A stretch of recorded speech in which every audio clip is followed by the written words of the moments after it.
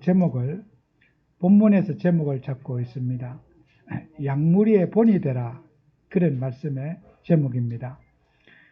여러분은 양이라고 하는 짐승과 또 양을 관리하는 목장과는 대화가 되지 않지요. 양은 짐승이고 양무리를 치는 사람은 사람이잖아요. 그래서 양하고 갈등하고, 목자가 양하고 갈등하고 뭐 가르치고 뭐 해봐야 양은 사람의 말을 못 알아들어요. 그래서 그 목자가, 양을 키우는 목자가 음식을 준비하고 양이 안전하게 살 수 있는 울타리를 만들어주고 또 쉴 곳을 만들어주고, 이런 모든 것들을 목자가 다 해줘야 되는 거예요. 양은 목자의 보호만 받는 거지 양이 뭐 할 일이 없어요. 그래서 여러분이 왜 우리가 양무리의 본이 되라 그러냐, 지도자들을. 그래서 오늘 성경 말씀에 맡은 자들에게 주장할 자세로 하지 말고 양무리의 본이 되라 그랬어요. 이 말은 맡은 자들에게 권위를 가지고 가르치거나 징계하거나 훈계하거나 그런 자세로 하지 말고 양무리에 양이 할 수 있는 모든 여건을 만들어주고 양이 불편해하지 않도록 해주라. 여러분, 우리가 새가족이나 우리 성도님들이 시험에 들었으면 전부 우리 책임이에요. 그 우리 책임이라니까. 아이고, 당신이 그거 똑바로 못해서 시험 들었지가 아니라 우리는 목자장의 사명을 감당하는 우리이기 때문에 성도들이, 새가족이, 불신자가 안전하게 믿음 생활을 잘 잘할 수 있도록 우리는 케어해주는 그런 역할을 해야 된다는 거예요. 그게 양무리의 본이 되라는 거예요. 양하고는 싸워서도 안 되고 감정에 대립돼서도 안 되고 양하고 뭐 어떻게 원망해서도 안 돼요. 무조건 여러분의 목자의 사명은 뭐예요? 양을 사랑해서 일거수일투족 살펴주고 돌봐주고 잘할 수 있도록, 영적 생활 잘할 수 있도록 우리가 그런 부모님의 역할을 해줘야 된다, 그런 뜻이 양무리의 본이 되라는 그런 뜻이에요. 그래서 우리는 하나님의 복음을 붙잡은 저와 여러분이 오늘 베드로전서 5장 1절에 보면은 그리스도의 고난의 증인이라고 그랬어요. 그리스도의 고난의 증인. 그리스도의 고난의 증인이 뭐냐면요, 여러분은 초대교회는 전도운동 하면서 그냥 교회 한번 가볼까 이렇게 다닌 사람 한 명도 없어요. 생명을 걸고 교회에 모인 것이 초대교회 교회 운동의 시작이었어요. 그냥 우리는 뭐 교회 한번 가볼까 이런 게 아니라 교회를 간다는 것은 목숨을 건 행위였어요. 왜냐하면 유대인 공동체가 유대교에서 이 그리스도교로 개종을 하려고 하면은 사회화와 단절이고 국가 반역죄가 되고 국가 역모죄가 되는 것이 유대교가 개신교로 개종하면은 그냥 재판 없이 죽일 수 있는 그런 행동이 교회 가는 것이었어요. 왜요? 유대인 공동체 생활이니까. 학교도 유대인이 가르치고 유대인들만 모여 있고, 또 동네에도 가정마다 개인마다 밥을 하는 것이 아니라 동네에 빵집이 있어요. 그래서 아침에 가서 그 빵집에 가서 빵을 배분받아서 와서 집에서 식사를 하고, 빨래할 때도 여러분 남의 옷 속옷 빨면은 조금 그렇지요. 내 옷 빨 때하고 또 남의 속옷 빨려면 그렇잖아요. 유대인들은요, 남의 속옷 서로가 다 빨아줘요. 왜? 내가 빨래도 빨래하는 사람만 되어 있어요. 온 동네 사람 빨래를 다 모아가지고 빨래하는 사람은 빨래만 계속 하는 거예요. 물론 그 일만 계속 하진 않아요. 돌아가면서. 빨래하던 사람이 그래서 1년 동안 빨래했어. 그럼 다음에는 다른 걸 또 하고, 이렇게 분업화해서 하는 거예요. 농사도 마찬가지예요. 풀 뽑는 사람은 풀만 뽑고, 따는 사람은 따기만 하고, 이렇게 관리하는 사람과 또 씨 뿌리는 사람이 역할이 분담이 되어 있어요. 그리고 공동 생산하고 공동체 생활에서 같이 모든 소득을 내 소득이라 그러지 않고 같이 나눠 먹는 게 유대인 공동체입니다. 지금도 유대인들이 키부처에 가면은 공동체 생활합니다. 지금도 이스라엘이 그렇게 해요. 사유재산이 아닌 같이 함께 먹고 함께 사는 생활이에요. 그게 유대인 공동체의식입니다. 유대인 유니티입니다. 그러면 저와 여러분이 그 속에 살다가 개종을 했습니다. 예수교로 바꿨어요. 교회를 다녔어요. 생명을 보장받을 수 없어요. 그게 초대교회 마가 요한의 집이 모인 120명의 성도들이 모인 초대교회가 바로 그런 현장이었습니다. 여러분, 우리는 교회 생활하면서 출발이 바라야 된다. 정말 고난의 복음, 고난을 각오하고 함께 고난당하고 함께 슬퍼하고 함께 하는 그 교회, 그게 교회의 시작입니다. 그래서 여러분, 우리 교회가 어느 교회든지 그렇습니다. 개척 멤버 참 중요합니다. 어디든지 교회 역사에 그 교회에 개척한 개척 멤버, 교회가 어렵고 힘들 때, 또 시작할 때, 그 교회를 시작했던 개척 멤버, 교회가 1000명, 2000명 됐을 때 온 성도님하고 교회가 처음 시작할 때 오신 분하고는 하나님 앞에 상급이 다른 거예요. 사명도 다르고 상급도 달라요. 왜? 어려움과 문제가 있으면 같이 기도해야 되고 같이 헌금해야 되고 같이 만들어가야 되는 그런 생명권 공동체가 되어야지 개척할 수 있기 때문이에요. 교회를 시작할 수 있기 때문이에요. 그래서 어느 교회든지 개척 멤버는, 개척한 교회의 성도들은 그 교회가 시작되는 그 교회 역사의 한 페이지를 늘 기념합니다. 그 교회는 그런 분들이 모여서 교회를 개척하고 교회를 시작한 교회라고. 그래서 저는 우리 이양내관 이름으로 개척 멤버 아닙니까? 제가 살아있는 동안에 잊을 수 없는 분이에요. 이 교회에 어떻게 시작됐으며, 이 교회가 어떻게 출발됐으며, 교회의 그야말로 첫 시작의 주인공들입니다. 아마 돌아가셔도 저는 늘 살았을 때보다 훨씬 더 많이, 제가 오래 살면 더 많이 말하게 될 거예요. 우리가 어떻게 해서 교회 시작했는가? 어디에서 교회가 출발됐는가? 그요. 건물을 보고 오신 것도 아니고요. 환경을 보고 온 것도 아니고, 목사 인물 보고 온 것도 아닙니다. 교회를 사랑하고, 교회와 함께하고, 공동체하고, 이 교회를 세우기 위해서 자나깨나 기도하고, 영적 싸움 싸운 그런 믿음의 선진들을 발판으로 교회가 세워지는 거예요. 편안한 시절에 교회 와가지고, 목사님에게 시험 들었다. 교회 이상하다. 목사님 얼굴은 왜 저래? 목사님 어떤 행실은 왜 저래? 교회가 허물 있으면요. 만약에 우리 권사님이, 목사님이 어떻다 그러면 기도해 주실 거예요. 저를 욕하는 사람이 있으면 권사님은 계속 결박기도 하실 거예요. 분명히 그런 분이에요.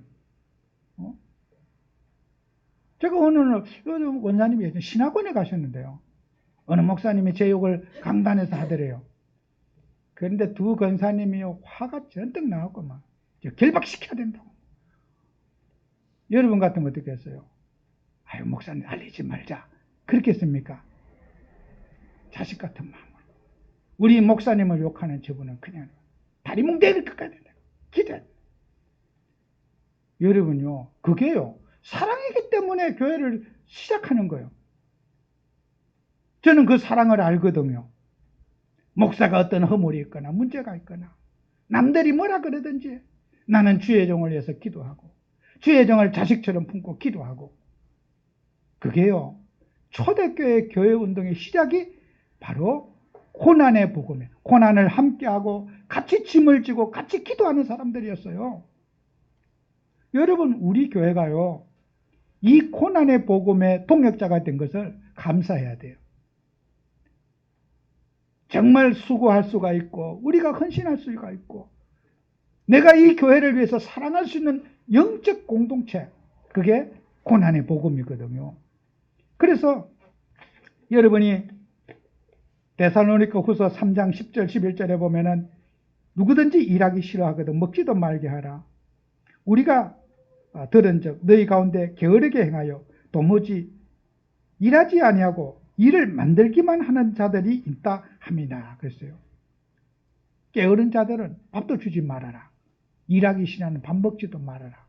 그리고 일 안 하는 것도 그한데 일을 만들기만 계속한다. 불신앙을 조작하고 불평을 만들고 불안을 조작하고 이 사람은 일 안 하는 게 문제가 아니고 일을 만드는 사람인 거예요. 여러분, 교회 안에는 일 만드는 자가 있어요. 초대교회도 있었다니까요. 일 안 하는 게 문제가 아니고 일을 만드는 거예요.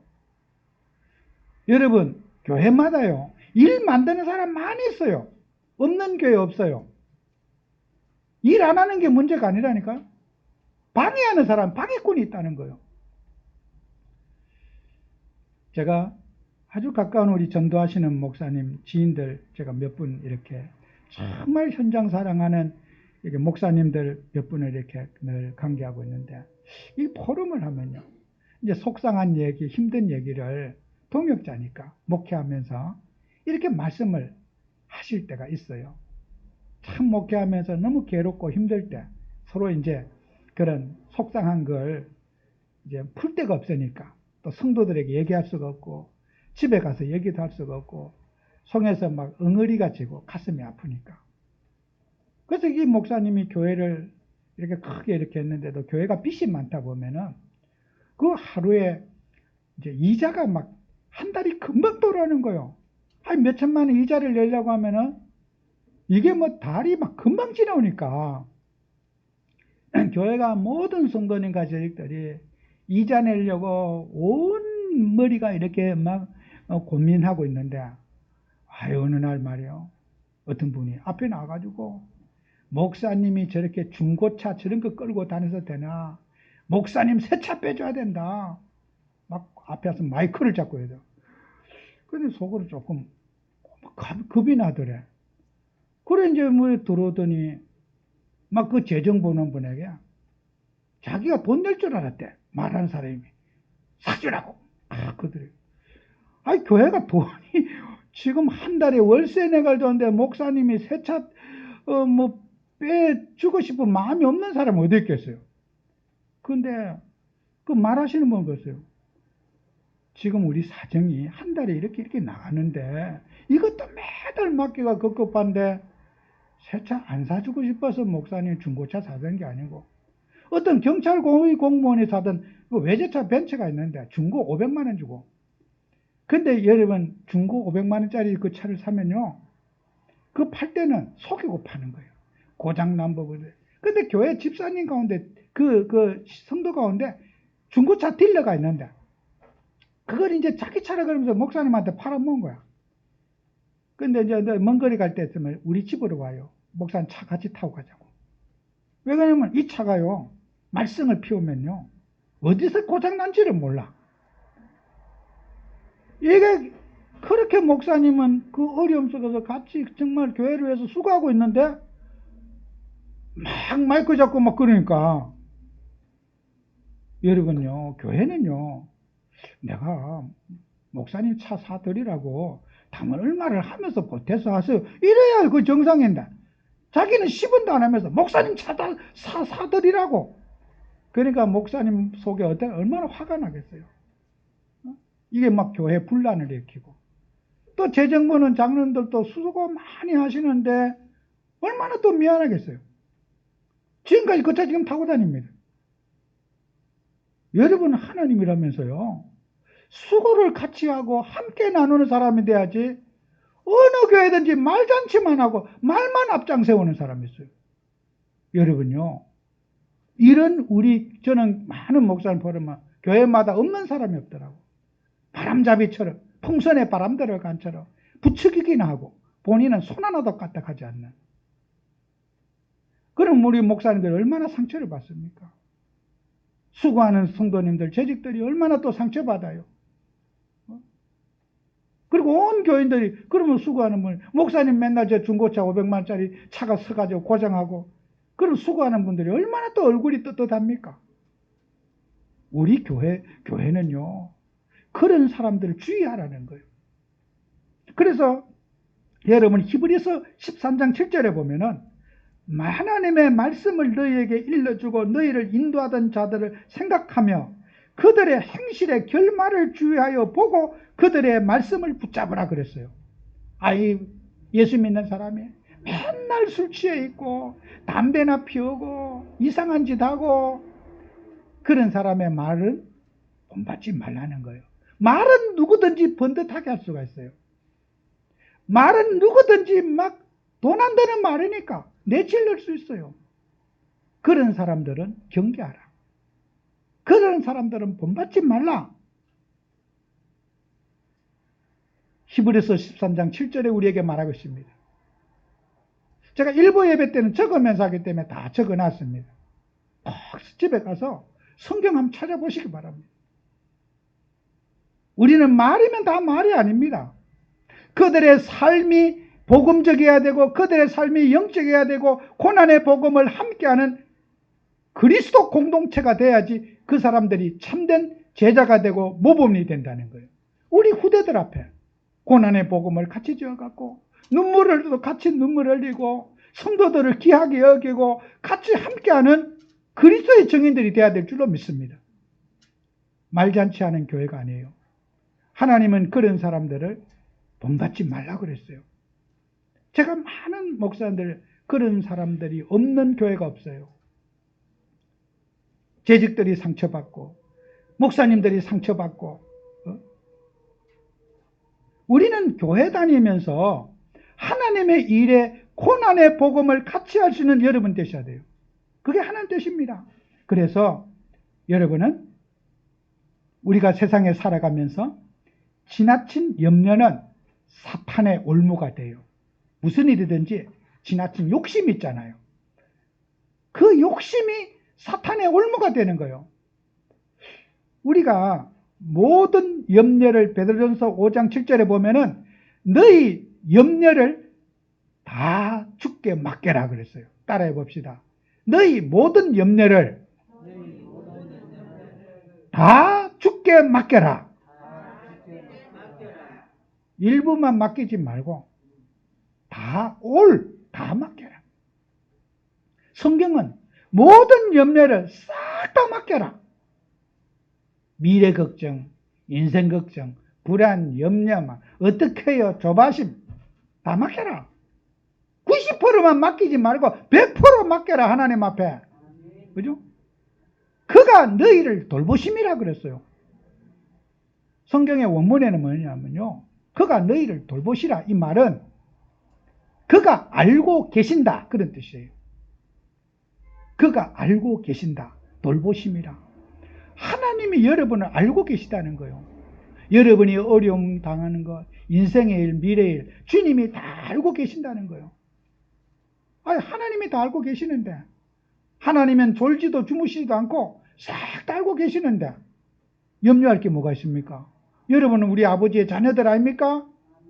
다 알고 계시는데 왜 걱정합니까? 다 맡기지. 그가 알고 계십니다. 맡기라는 말은 또 무슨 뜻이에요? 헬라어로는 현재 분사형이에요. 그 뭐냐? 모든 것을 던져버리라 그런 뜻이에요. 던져버리라. 여러분요, 염려가 왔잖아요. 염려는 우리의 것이 아닙니다. 다 던져버려야 돼요. 야구 선수가 공을 막 힘있게 던지듯이 우리는 염려가 내 속에 안 빠져나가려고 그럽니다. 걱정이 돼서 잠도 안 와. 불안한 그 염려를 던져버리는 믿음 가져야 돼요. 그죠? 용서서 매일매일 염려와의 싸움을 해야 되는 거예요. 그게 다 맡겨버리라는 거예요. 버리라는 말은 던져버려라. 우리 염려를 던져버립시다. 어떤 염려도 우리 성도들은 행복해하고 기뻐하고 즐거워하고 감사하고 내일 죽을 일이 있어도 웃으면서 우리 죽읍시다. 그게 염려를 던져버리는 거예요. 용서야지 그게 이제 막 의지를 부여 염려가 내게 던져지지. 붙들고 아까워가지고 아이고 이 걱정을 해야 되는데 이거는 생각을 해야 되는데 이러면요. 염려는 사단의 역사는 통로가 되는 거예요. 모든 염려를 주께 맡겨 버려라. 그가 너희를 알고 계신다. 하나님은 뭐라 그랬습니까? 누가복음 21장 14절 18절에 보면은 예수님이 제자들에게 말했어요. 너희들은 아무것도 염려하지 말아라. 어떤 너희들이 못 배웠다고 어디 누구 만날 때 내가 뭐 모시가다고 할 말이 없고 내가 아는 게 없고 지식이 없고 배경이 없다. 하나님이 너에게 할 말을 주실 거다. 어떤 문제에도 주님이 너를 책임져 줄 거다. 너희도 머리털 하나라도 다 셈바됐다. 하나님이 우리에게 염려하지 않도록 우리를 알고 계신다는 거예요. 여러분, 이 머리털을 다 세우고 계신다. 제가 나이가 들면 사람들이 머리가 많이 빠져요. 근데 머리털 숫자가 여러분 장난이 아니게 많아요. 제가 어떻게 그걸 알았냐면요. 우리 목사님들이 머리가 빠지니까 머리 심었다고 저한테 자랑을 해요. 그래서 이제 어떤 사람은 갑자기 머리를 많이 심으니까 징그럽기도 하고 막 못 보겠어요. 원래 그 얼굴이 좋은데 막 머리를 뭐 시커먼 심어 놓으니까 적응이 잘 안 돼요. 아이고 막 무슨 징그럽고 이래요. 원래 그 머리가 좋았는데 싶기도 하고 또 자꾸 보면서 적응이 되겠죠. 처음 심어 놓으면 막 이상해 보여요. 너무 젊어 보여도 사람이 조금 좀 징그러워요. 나이에 맞게 보여야 되는데 막 예를 들어서 막 60대 막 후반이 막 40대 머리처럼 새까맣게 있다. 그러면 사람이 좀 막 귀신같이 보여요. 자기 얼굴과 나이에 맞는 그 머리가 좋은 거예요, 자연스럽게. 그래서 내가 너무 돈 들여서 또 했는데 심었는데 뭐라 그럴 수는 없고 말을 안 하죠. 잘했네요. 이러고 말거든요. 제가 아무도 칭찬 안 하니까 저 안양에 저쪽 동부 저쪽 목사님 저한테 자랑하고 나는 심은 줄도 몰랐어요. 그러니까 뭐 그랬나 보더니 막 팔짱을 끼면서 얘기하는 거예요. 제가 머리를 심었는데 좋지요. 그럼 좋습니다. 좋습니다. 그런데요, 머리를요, 아무리 적게 심어도 조금 심었다 그러면 3,000개는 심어야 된대요. 아무리 적게 심어도 3,000개 심어도 표도 안 나요. 야, 머리털이 그렇게 많냐? 3,000개 심었는데 표도 안 나. 이게요, 머리가 나고 빠지고 나고 빠지고 계속해요. 여러분 이불에나 이런 데도 막 머리 빠지고 나고 돌아다니는 데도 빠지고 있어요. 지금도. 또 나요. 하나님은 여러분이 머리에 어디다 머리카락 흘린 것까지 다 보고 계시는 거예요. 머리털 하나로도 다 세고 계시다. 인간은 어떻게 해요? 뭘 아는 게 있어야지. 하나님은 자기의 백성들 과거, 현재, 미래일, 앞으로 어떻게 될 염려 주님이 다 알고 계시는데 주님은 주무시지도 않고 졸지도 않고 머리가 나쁘지도 않고 착각도 없으시는 그 하나님이 여러분과 함께하고 계시는데 뭐 염려할 게 있습니까? 주님이 다 알고 계시는데 내 연약한 것도 알고 내 부족한 것도 다 알고 계시는데 염려할 필요가 있습니까? 없습니까? 오늘 그래도 나는 죽어도 나 염려할 거다. 그런 분 오늘 있습니까? 나는 목사님 말씀은 그렇지만 나는 오늘 그래도 걱정해야 됩니다. 이거는 내 인생의 문제고 내 자식 이거 지금 내가 걱정 안 하면 지금 누가 귀신이 와서 돌봐줍니까? 내려가면 따지고 목사님 그럼 내 자식 누가 책임져 줍니까? 할 말 없어요. 이렇게 주님이 여러분을 세밀하게 돌보고 계시고 여러분을 관리하고 계시고 여러분을 축복하고 계시는데 여러분이 신경 쓰고 염려할 일 있습니까? 염려를 다 버리라. 던져버리자. 염려를 버려야 돼요.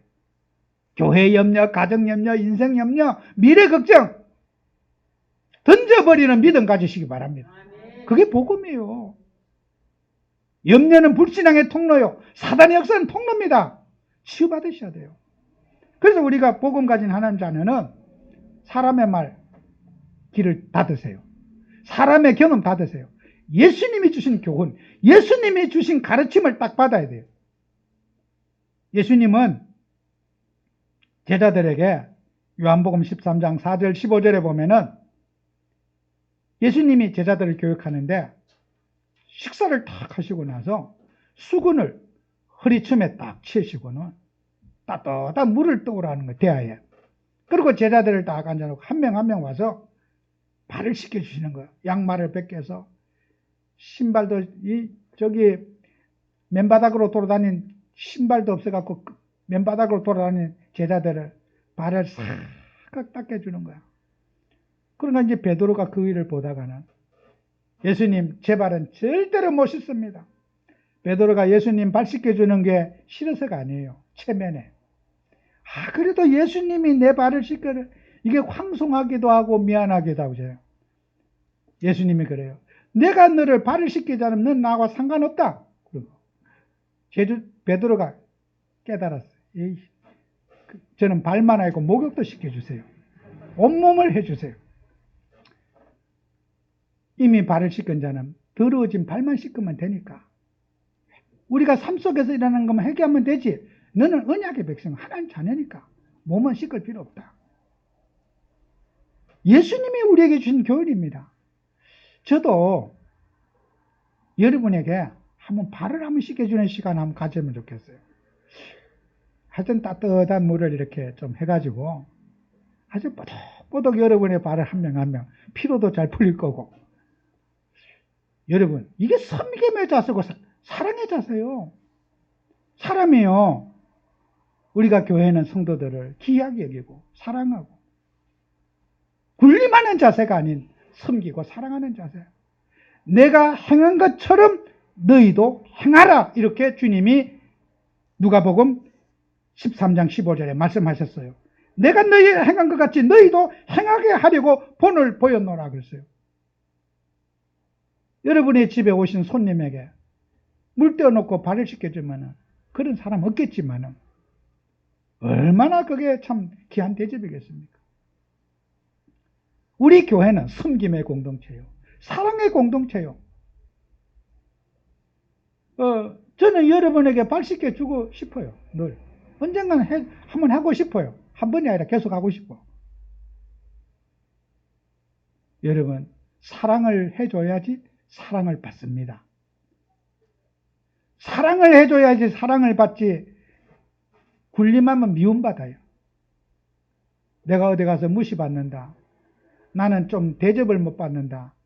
사랑하시기 바랍니다. 그러면 사랑의 보답을 받아요. 그게 복음이에요. 우리 예수님께서 우리에게 가르친 모범이거든요. 그리고 예수님께서 우리에게 요한복음 21장 15절 19절에 주님이 우리에게 또 모범을 보여주십니다.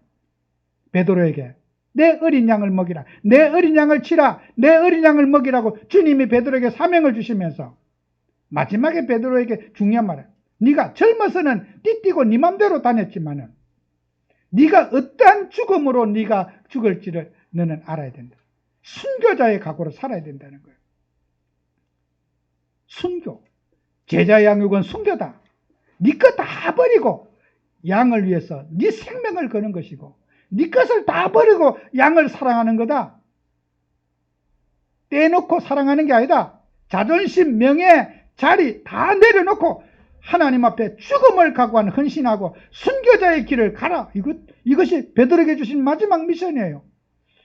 오늘 우리 성도님들에게도 베드로가 가진 주님이 우리에게 주신 모범대로 우리도 그렇게 사랑하고 실천하고 내 이웃을 내 몸과 같이 여러분 영적인 문제 고통받는 사람을 위로하고 힘주고 그들에게 소망을 주고 용기를 주는 그런 그리스도인으로 쓰임받으시기를 바랍니다. 그게 복음입니다. 그래서 여러분은 이 영적 생활을 하게 하는 우리가 이 중요한 일을 해야 되는데 방해꾼들이 있어요. 이거 못하도록.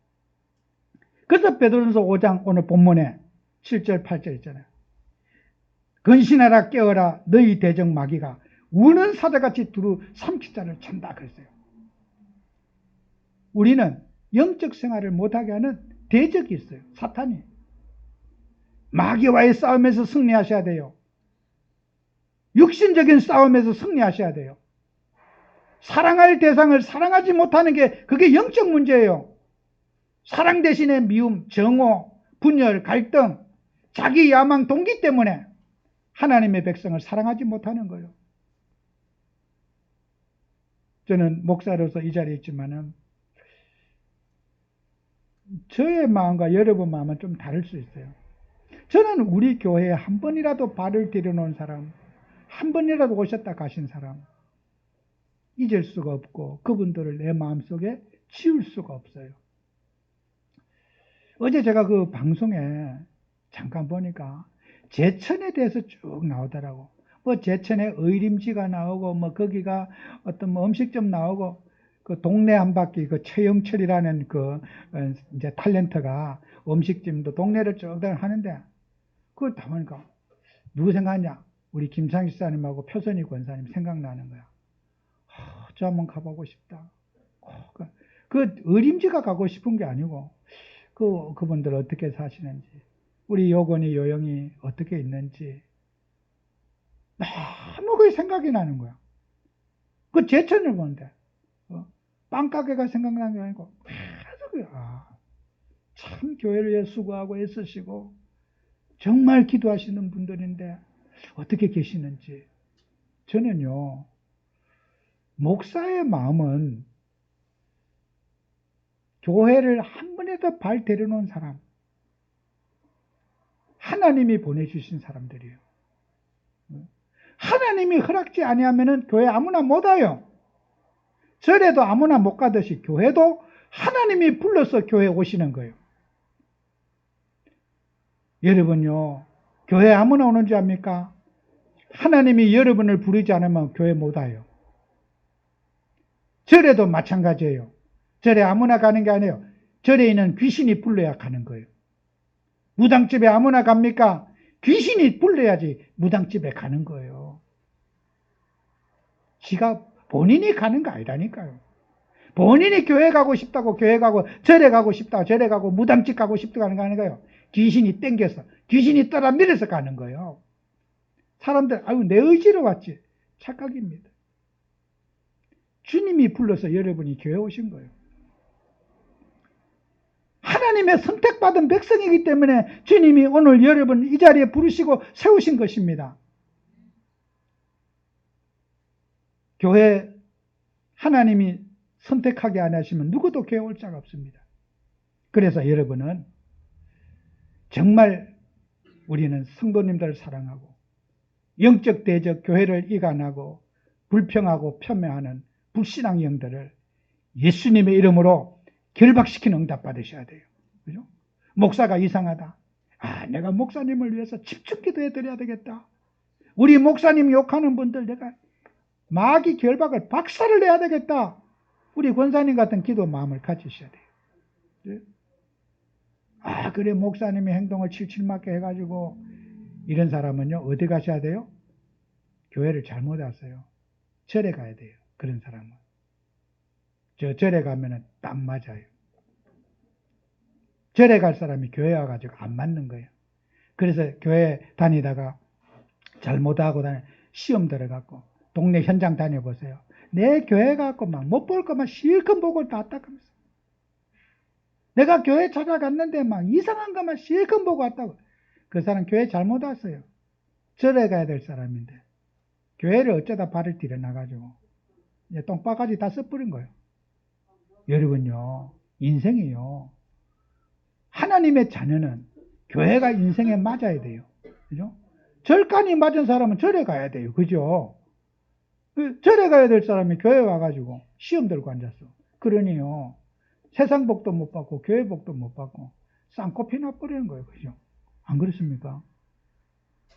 귀신이 제일 싫어하는 것이 교회인데 교회에서도 얻어 터지고 귀신한테 또 밖에 나가 얻어 터지고 양쪽 모두 맞아버려요.